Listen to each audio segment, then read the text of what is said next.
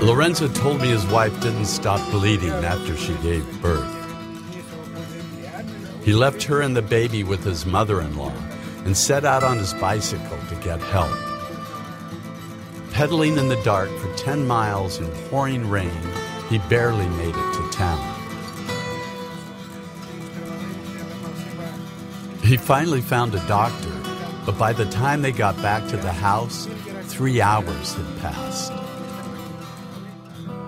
Lorenzo's wife died just as they entered the room. Adolfo, who's now a year old, survived by being breastfed by his aunt. Lorenzo's son Juan dropped out of school to help take care of his brothers and sisters. And Lorenzo's health has worsened since his wife's death. The family is struggling just to survive.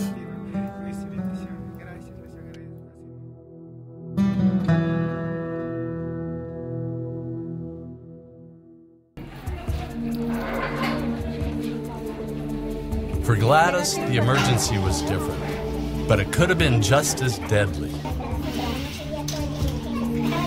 The fetus was in a dangerous breech position.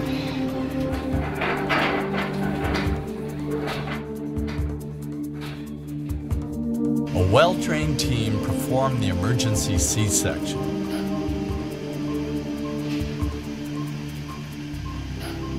Because Gladys had regular prenatal care and a trained midwife that knew when to refer her to the hospital, she and her baby avoided a potential tragedy.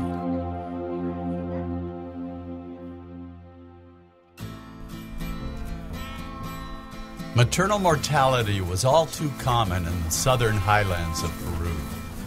Fortunately, in the past 5 years, the number of maternal deaths has fallen dramatically. I came to Peru to see what had made such a difference. In Ayacucho, I met Basilia Vivanco, a midwife who had helped spearhead the change. Ayacucho was averaging 35 maternal deaths a year. In 2004, we gathered the midwives, doctors, leaders from the regional hospital and began to formulate a set of guidelines for obstetric emergencies.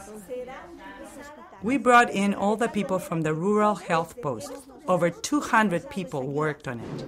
CARE facilitated the process. We are so proud. The 2004 guide is now famous and is being implemented all over Peru. These guidelines were a crucial step in addressing the problem of maternal mortality. The next hurdle was to get them implemented. Eugenia raises llamas and sheep on the high plains of southern Peru. Like most Quechua women, she gave birth to her 3 children at home. She just didn't see any benefit to going into the local health post. 3 years ago, she began training with CARE to become a citizen monitor, or what they call a vigilante. 1 day a week, she rides 6 miles to the health post to volunteer her services. Her presence builds the trust between the healthcare providers and their clients. That trust is the key to the extraordinary improvement that has taken place in Peru's maternal health program.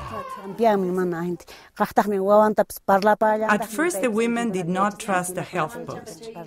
The doctors did not speak our language or honor our traditional methods of birthing. I asked the women, do you trust the treatment you are getting? Does the doctor speak Quechua? Do they treat you with respect? The suggestions and complaints that Eugenia and other vigilantes gather help create the understanding of the Quechua views and traditions. Their findings are then sent to Peru's health ministry to be addressed. For me, it was very important to learn about my rights in the trainings. It meant that women didn't have to limit ourselves to the home. We could go out and have responsibilities with groups. We could go and speak with authorities about what we need and want. This has given me strength. What a brilliant strategy. an army of volunteer women. Women empowered just by learning their rights and getting a forum to share their insights. They are now bridging the cultural divide that had kept women from seeking and obtaining the health care that they were entitled to. Like most Quechua people her age, 20-year-old Tarsila was born at home. However, 2 years ago, because of the recent improvements, Tarsila's mother decided to give birth to her last child at the health center. Following her mother's example, Tarsila and her husband Jorge came to the local health post to deliver their baby. Basilia assisted.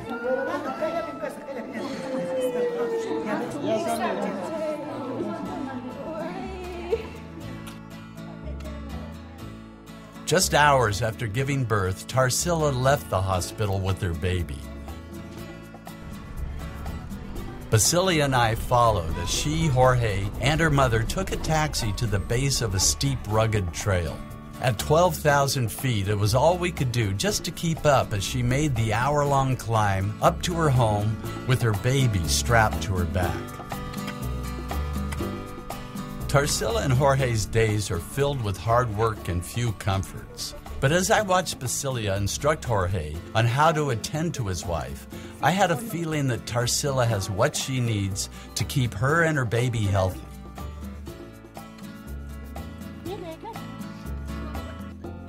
As I walked back down the mountain, I thought to myself, healthcare for the poor can't be solved simply by building more hospitals.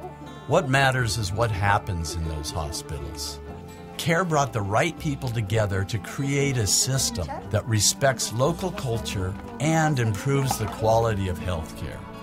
The result is women's lives and the families that depend on them are being saved.